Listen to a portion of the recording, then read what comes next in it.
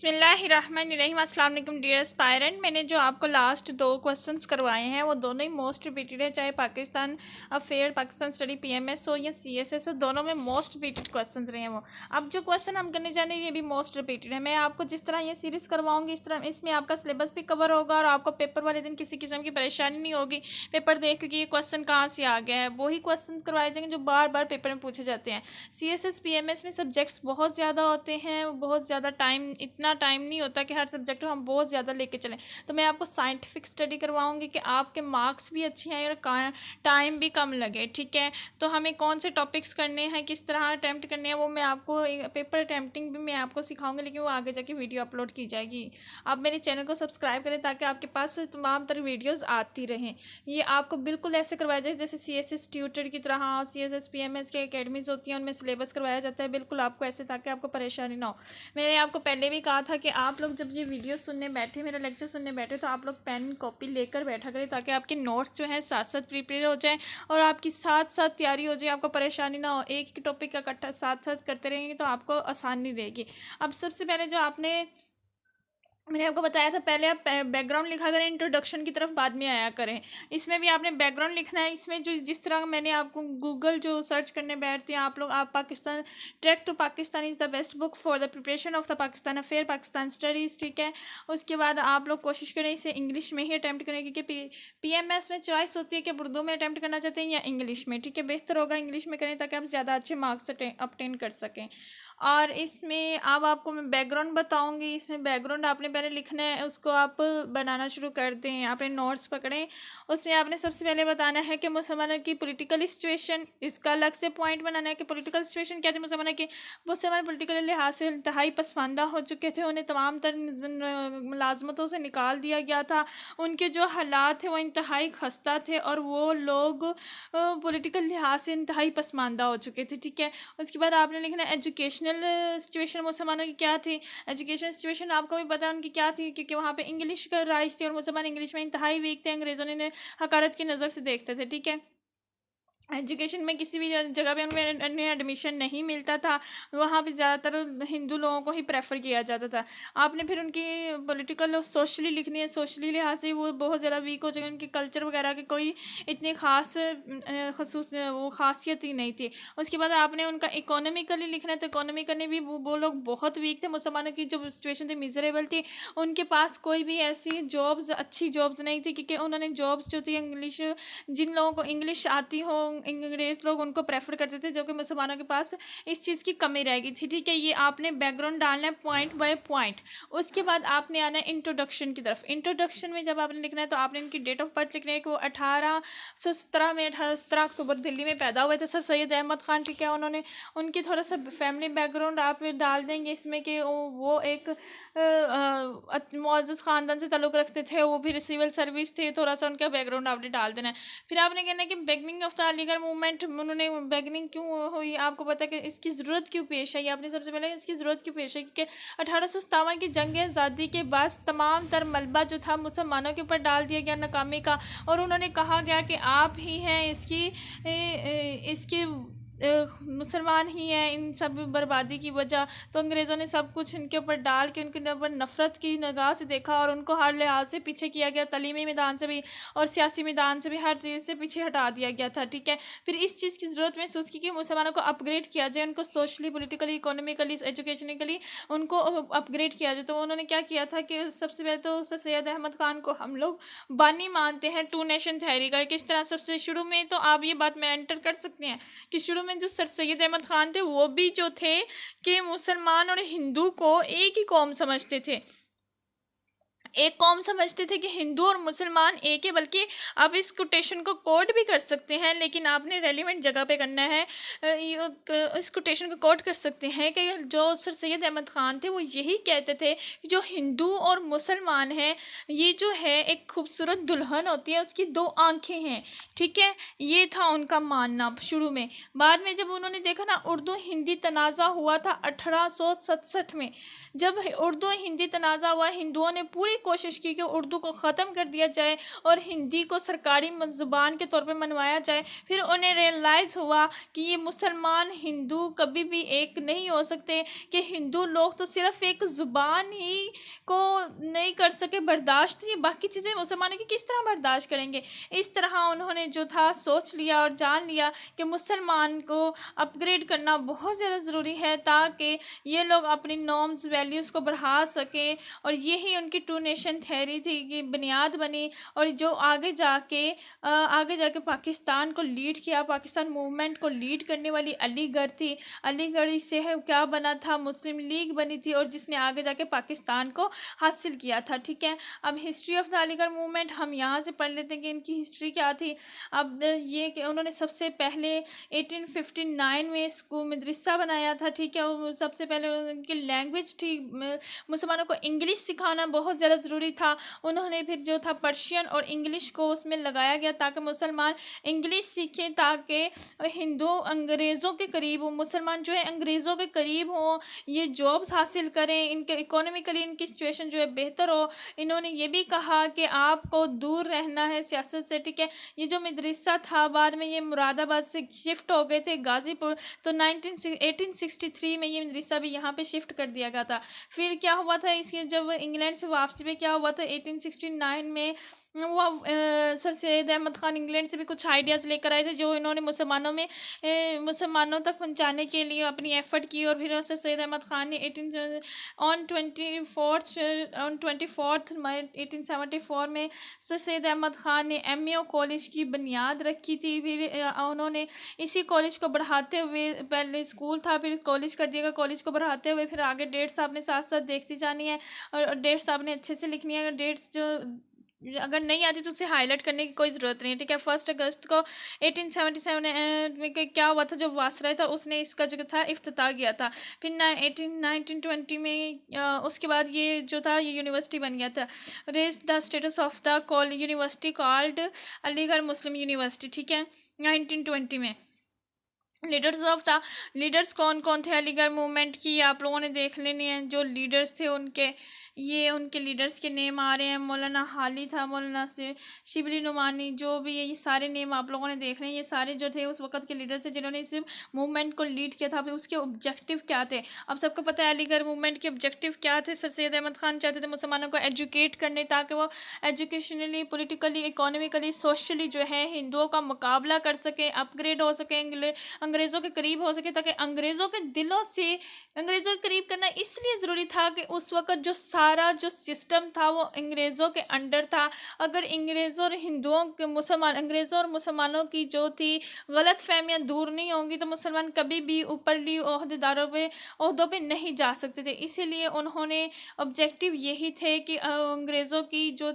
है वो गलत फहमियाँ जो मुसलमानों के लिए फैली गई हैं वो दूर की जाए। ठीक है, फिर अलीगढ़ ने अपना रोल अदा किया। पहले तो उन्होंने मुसलमानों को बिल्कुल कहा था, सर सैयद अहमद ख़ान ने कहा था कि आप लोग सियासत से दूर रहो, सियासत से दूर रह के ही आप क्या कर सकते हैं कि आप तालीम पे फोकस करें, जब तक कि आप लोग अपनी लैंग्वेज ठीक करें, आप इंग्लिश सीखें, साइंटिफिक तालीम हासिल करें। साइंटिफिक सोसाइटी का भी जिक्र आएगा। साइंटिफिक सोसाइटी 1866 में बनाई थी उन्होंने। उसमें भी उनका मकसद यही था कि साइंस के इल्म सिखाए जाए, मगरबी इल्म सिखाए जाए, ताकि ये लोग किसी मैदान में भी पीछे ना रहे। ठीक है, तो अगर एजुकेशनल की जो सर सैयद अहमद ख़ान का क्वेश्चन है ना, ये PMS में और CSS में कभी उनकी सोशली जो है वो सर्विसेज पूछी जाती हैं, कभी उनकी एजुकेशनली सर्विसेज पूछी जाती है, कभी उनकी पॉलिटिकल सर्विसेज पूछी जाती हैं, तो कभी उनकी मूवमेंट के बारे में पूछा जाता है। तो सर सैयद अहमद ख़ान का जो टॉपिक है आपने अच्छे से करना है। बैकग्राउंड जो मैंने आपको बताया है शुरू में जो मैंने आपको बैकग्राउंड बताया है, इंट्रोडक्शन बताया, कोई भी क्वेश्चन हो अलीगढ़ से रिलेटेड,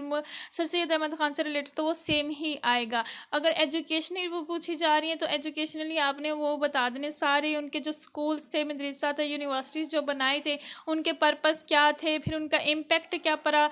इम्पैक्ट भी मैं आपको आगे जाके बताऊंगी, एजुकेशन मूवमेंट का क्या इम्पैक्ट पड़ा था वो आपने बता देना है।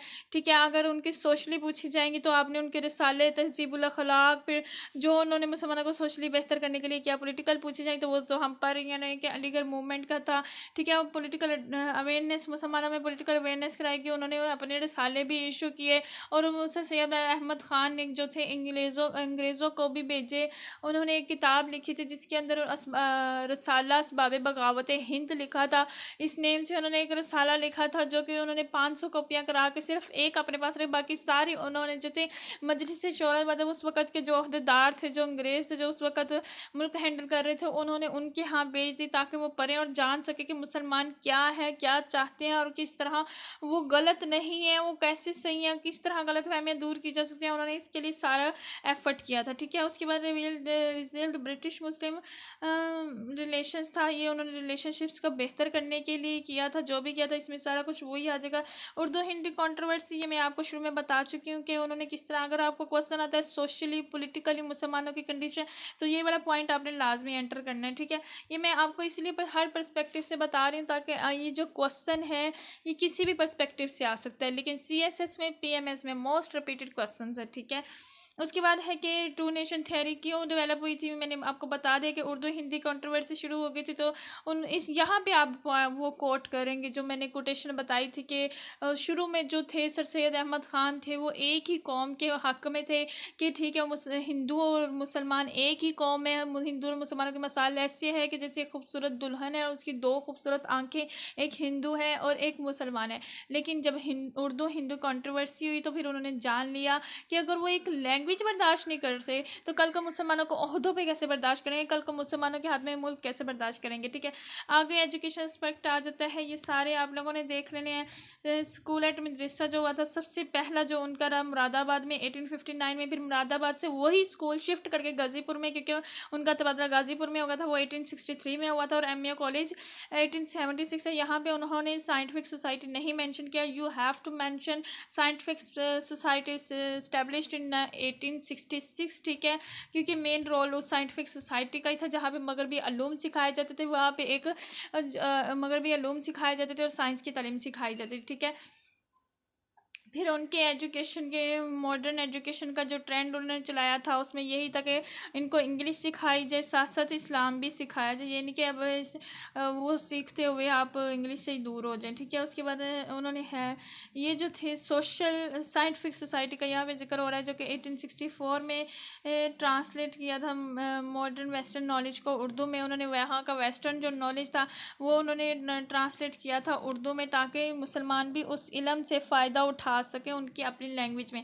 फिर अलीगढ़ इंस्टीट्यूट गाजीपुर में 1866 में, सॉरी मैं आपको साइंटिफिक सोसाइटी कह रही हूँ, ये डेट्स ऐसी हैं कि मिक्स हो जाती है क्योंकि उनके स्कूल का जो टेन्योर है ना वो 1859 से स्टार्ट होते हुए फिर 1920 तक चलता है। इन 1859 में ये था, 1863 में ये स्कूल बना, यहाँ बना 1864 में, यहाँ बना 1866 में, तो ये इंतहाई कन्फ्यूज़ करती हैं। तो इस वक्त भी जो है अलीगढ़ इंस्टीट्यूट गज़ट है वो लॉन्च हुआ था 1866 में, ठीक है। इसमें क्या होता था, ये एक गज़ट इंस्टीट्यूट था जहाँ पे मुसलमानों को और तालीम याफ्ता किया जाता था, उनके हाई प्रॉब्लम्स जो थे उनको हाईलाइट किया जाता था, ठीक है, कि मुसलमानों के इस वक्त क्या प्रॉब्लम चल रहे हैं। उन्होंने एक ऐसा रिसाला भी निकाला था जहाँ पे एक जो आर्टिकल था वो इंग्लिश में छपता था और एक उर्दू में जाए। एजुकेशन कॉन्फ्रेंस हुई थी जहाँ पे उन्होंने एमए कॉलेज के बारे में बोला था कि मुझे एमए कॉलेज के लिए फ़ंड्स चाहिए और उसके लिए वो कामयाब है। उनकी फिर रिलीजियस सर्विसेज है, सबसे पहले आप यहाँ पे जो रिलीजियस सर्विसेज आएंगी यहाँ पे ना एक अंग्रेज़ था, उन्होंने माज़ल्ला नबी करीम सल्लल्लाहु अलैहि वसल्लम की ज़ात अक़दस पर कुछ एतराज़ात किए थे, तो उसका जवाब जो था सर सैयद अहमद ख़ान ने मुंह तोड़ दिया था और अपनी किताब के ज़रिए दिया था कि उनके तमाम तरह एतराज़ात का जवाब दिया था, ठीक है। फिर उन्होंने खुतबात अहमदिया लिख के अपना जवाब दिया था। यह है उनकी जो है वो रिलीजियस है, उन्होंने कुरान को मेरा ख्याल ट्रांसलेट भी किया था, ठीक है। उसके बाद आगे है कि role of Aligarh movement in establishing Muslim League. मैंने आपको ये शुरू में ही बता दिया था कि जो अलीगढ़ मूवमेंट ने ही एक्चुअली जो पाकिस्तान का क़याम बना, क़याम की तरफ बढ़ते गए, तो ये सारी जो एक पौधा था वो सर सैयद अहमद ख़ान ने लगाया था जो बाद में बढ़ता बढ़ता पूरा दरख्त बन गया था। तो ये जो पौधा था वो अलीगढ़ की सूरत में लगाया गया था। अलीगढ़ क्या था, वो स्कूलों को जाल बिछाना, वो यूनिवर्सिटीज़ बनाना, मुसलमानों को बहुत ज़्यादा एजुकेट करना, उन्हें सोशली पॉलिटिकली इकोनॉमिकली जो था वो एजुकेट करना था। और वही अलीगढ़ ने जाके मुस्लिम मुस्लिम लीग की बुनियाद रखी है। आपको पता है 1906 में ढाका में फिर मुस्लिम लीग की ज़रूरत क्यों पेश आई थी कि उन्होंने देखा था कि हमारी एक मुसलमानों को एक प्लेटफॉर्म पे जमा होना चाहिए, जो कि जमा हो के मुसलमानों की आवाज़ को बुलंद कर सके, ताकि हम लोग पावर में, अथॉरिटी हैज़ द, जो होती है मेजॉरिटी होती है उसी के पास ही अथॉरिटी होती है, मेजॉरिटी हैज़ द अथॉरिटी। तो इसलिए उन्होंने कहा था हमें सबको मिलकर अपनी आवाज़ बुलंद करनी चाहिए ताकि हमारी आवाज़ जो है सुनी जाए। ठीक है, उसके बाद अगर आप एजुकेशन के बारे में लिख रहे हैं तो आपने उनमें लिखना है कि एजुकेशन की जो खिदमात रही हैं ये सारे मदरसा के बारे में लिख के उसे 1 बाय 1 डिस्कस करके आपने ये भी लिखना है कि वहाँ पर जो था एजुकेशन के लिए गर्ल्स और बॉयज़ हॉस्टल भी दिए जाते थे जो कि अलग अलग होते थे, स्टूडेंट्स को कर्जे भी दिए जाते थे, और उसके बाद ये था कि जो टैलेंटेड स्टूडेंट्स होते थे उनको स्कॉलरशिप भी दी जाती थी, और यतीम बच्चों को भी ख़ास तौर पे इन स्कूल्स में जगह दी जाती थी ताकि यतीम बच्चे जो हैं वो ईसाइयों के हिंदुओं के ज़ेर असर आते हुए अपनी मजबूरी के ज़रिए मजबूरी से वो उन स्कूलों में जाएंगे तो फिर उन्हीं के होकर रह जाएंगे, उन्हीं के नॉर्म्स वैल्यूज़ को बच्चे समझेंगे। तो इसलिए उन्होंने ये सारी खिदमत अंजाम दी थी। ये आपने एजुकेशनल वाले पॉइंट में लिखना है। अगर सिर्फ एजुकेशन कहता है, अगर तो ओवरऑल आता है तो फिर आपने ओवरऑल सारा कुछ लिखना है। The impacts of Aligarh movement for reforming Muslim in the sub continent. अब जो सारा कुछ हो गया था तो इसका इम्पैक्ट क्या हुआ था? सबसे पहले क्या हुआ था, जो मुसलमानों में और ब्रिटिश में प्रॉब्लम्स चल रहे थे, दोनों एक दूसरे को नफ़रत की नज़र से देख रहे थे। मुसलमान जो थे वो इंग्लिश सीखना हकारत समझते थे, नफ़रत समझते थे, वो इंग्लिश सीखना एक लिहाज से कुफर समझते थे। तो उन्होंने मुसलमानों को भी एजुकेट किया, और ब्रिटिश के दिनों में जो मुसलमानों के लिए हकारत थी, नफ़रत थी, उसको भी दूर करने के लिए उन्होंने सबसे ज़्यादा किरदार अदा किया, और जिसका उन्हें रिज़ल्ट मिला। फिर उन्होंने एजुकेशन जो थी मॉडर्न एजुकेशन उससे इंट्रोड्यूस करवाया सब कॉन्टिनेंट में, वो यूरोप से आइडियाज़ लेकर आए थे। ठीक है, फिर उन्होंने क्या किया था कि प्रोटेक्शन की किसकी, उर्दू लैंग्वेज की, क्योंकि हिंदुओं ने एक तूफ़ान बर्पा कर दिया था कि यहाँ पे हिंदू उर्दू कंट्रोवर्सी हो गई थी कि हिंदी पर रहेगी सरकारी ज़बान। तो उन्होंने उस वक़्त आवाज़ बुलंद की कि नहीं जी, ये प्रमोशन भी होगी उर्दू की और उसको प्रोटेक्शन भी होगी, इस तरह उर्दू ज़बान को भी माना गया। ठीक है, उसके बाद क्या हुआ था कि उन्होंने अवेयरनेस की, मुसलमान जो थे सब कॉन्टिनेंट में अवेयरनेस आई कि वो इंग्लिश की तरफ भी गए, इंग्लिश का इल्म भी सीखा, उन्होंने मॉडर्न एजुकेशन भी सीखना शुरू कर दी। यही सियासी शौर की बेदारी थी कि वो आगे जाके मुस्लिम लीग बनी, और मुस्लिम लीग ने आगे जाके जो जो अपने जो रोल प्ले किया वो आप आगे जाके जैसे जैसे हिस्ट्री चलती जाएगी आप पढ़ते जाएंगे। उसके बाद डेवलपमेंट हुई थी, 2 नेशन थ्योरी की किस तरह हुई थी, वो ऐसे ही हुई थी। मुस्लिम लीग के नून बनी और मुस्लिम लीग का क़याम हुआ, तो उन्होंने यही नारा बुलंद किया कि बट के रहेगा हिंदुस्तान, बन के रहेगा, लेके रहेंगे पाकिस्तान। ये जो भी नारे थे वो 2 नेशन थ्योरी इस तरह डेवलप होती गई और बढ़ती गई। ठीक है, फिर मुसलमान जो थे वो एजुकेट हुए, और मुस्लिम लीग इस्टेब्लिश हुई, हेल्प मिली इनको, किस चीज़ में हेल्प मिली, लीडरशिप में हेल्प मिली। और फिर इसके बाद क्या हुआ था कि रीजन स्टेट्स जो था, सोसाइटी में जो स्टेटस था वो भी उनका बढ़ा। Critical analysis of Aligarh movement, अगर क्रिटिकल एनालिसिस की तरफ आएंगे तो यही होगा कि जो उनके मेजर ऑब्जेक्टिव्स थे वो तो उन्हें मिले। ठीक है, वो जो थे मेजर ऑब्जेक्टिव्स थे मुसलमानों को एजुकेट करना, उन्हें लीडिंग सिचुएशन पे लेकर आना, उन्हें जॉब्स दिलवाना, उनकी इकोनॉमिकली सिचुएशन जो बेहतर करना, एजुकेशन जो थी सिचुएशन बेहतर करना। ठीक है, लिटरेरी सर्विसेज क्या है, उस सैयद अहमद ख़ान ने जो रिसाले निकाले थे, खुतबात अहमदिया लिखा था, वो किस जवाब में लिखा था वो हम पढ़ चुके। असबाब बगावत हिंद का इसलिए लिखा था, ये भी हमने पढ़ लिया। ठीक है, फिर उन्होंने खाना खिलाने के जो तहजीबुल अखलाक होते हैं उसमें उन्होंने बताया कि किस तरह खाना खाना चाहिए, चिमचे और कांटों का इस्तेमाल किया ताकि हिंदू लोग, अंग्रेज़ लोग देखें तो उन्हें देखें कि वो भी यही समझे कि मुसलमान कोई अलग मखलूक नहीं है, वो भी उन्हीं की तरह इंसान है, वो भी वैसे खाना खा सकते हैं जिस तरह के वो खाते हैं। इस तरह उन्होंने जो था मुसलमानों को हर लिहाज से एजुकेट किया। ठीक है, इन्होंने मुसलमानों को अलग पहचान दिलाई, मुसलमानों को हेल्प कराई कि वो सोशली, पॉलिटिकली, इकोनॉमिकली आगे बढ़ सकें और लीडिंग सिचुएशन पे आ सकें। ठीक है, अगर तो अच्छा आप यहाँ पे अगर नोट्स बना रहे हैं आप लोग, तो फिर मैं आप लोगों को ये भी बता दूं कि अगर तो एजुकेशन का, क्योंकि ज़्यादातर सवाल पूछा जाता है कि एजुकेशनल सर्विसेज क्या है उनकी, तो एजुकेशन सर्विसेज आती है, तो वहाँ पे उन्होंने जो, अगर आपने एंड करते हुए लिखना है तो इम्पैक्ट लिखना है, तो इम्पैक्ट लिखने में आपने ये लिखना है कि अलीगढ़ के मुस्बत असरात तो बहुत ज़्यादा हुए, लेकिन उसका एक नेगेटिव इम्पैक्ट भी हुआ था। वो नेगेटिव इम्पैक्ट ये हुआ था कि जो मुसलमान थे वो घरों में बट गए थे। वो घरों में किस तरह बटे थे, क्योंकि जो अलीगढ़ का फोकस था वो इंग्लिश सिखाना, मॉडर्न लैंग्वेज सिखाना था, ठीक है। वो अपने लिहाज से ठीक थे, क्योंकि वो मुसलमानों को इकोनॉमिकली एजुकेट करना चाहते, इकोनॉमिकली वो उनको लीडिंग पे लाना चाहते थे, इसलिए वो तो ठीक थे अपने पॉइंट से। लेकिन जो तलबा व तलबात निकले थे अलीगढ़ से पढ़ के, वो अलग सोच रखते थे। लेकिन जो लोग लोकल पढ़े थे, जो लोग इस तरह की तालीम हासिल नहीं की थी, मॉडर्न एजुकेशन नहीं हासिल की थी, वो अलग सोच रखना शुरू हो गए थे। इस तरह क्या हुआ था, जो मुसलमानों का माशरा था वो दो धड़ों में बट गया था। ये तालीम का पॉइंट अगर स्पेशल पूछा जाएगा तो ये आपने उसके एंड में पूछना है। अगर तो ओवरऑल पूछा जाएगा तो फिर ओवरऑल आपने ये सारा क्वेश्चन जिस तरह अटैम्प्ट है वैसे कर देना है, लेकिन आपने बैकग्राउंड जो मैंने आपको नोट्स बनवाए हैं उसी के अकॉर्डिंग डालना है। उसके बाद आपने इंट्रोडक्शन की तरफ आना है सर सैयद अहमद ख़ान की, ठीक है। आप और यही ये मुस्लिम लीग इन्हीं के सर जाता है पाकिस्तान, मुस्लिम लीग का बनना और फिर पाकिस्तान का बनना।